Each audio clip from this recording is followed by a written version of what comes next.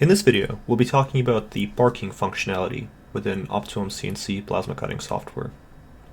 The parking functionality allows the user to save a number of points around the machine, which can then be quickly moved to.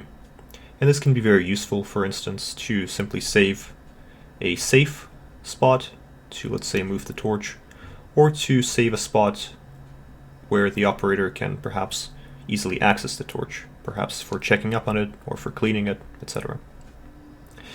So to access the parking functionality, head into the Advanced tab from within the top ribbon, and within it click on the Parking Presets button.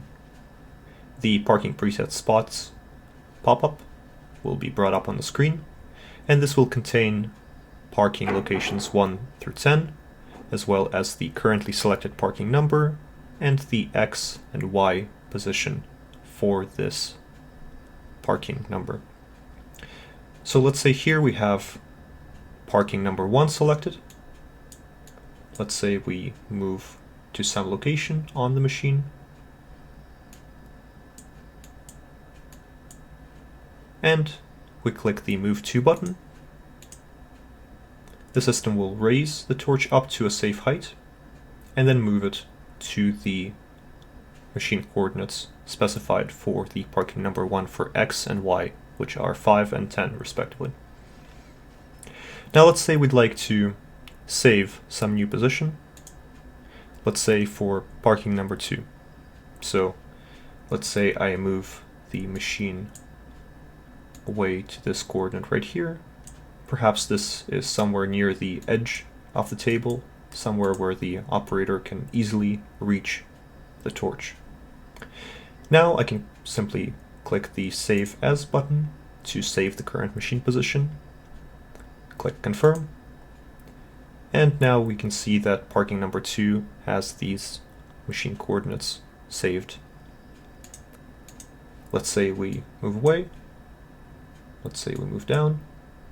Notice how the machine will first move to the safe height and then move to the X and Y machine coordinates. This is done to prevent any collisions off the torch. Another thing to note is that it is machine coordinates rather than work offsets that are saved.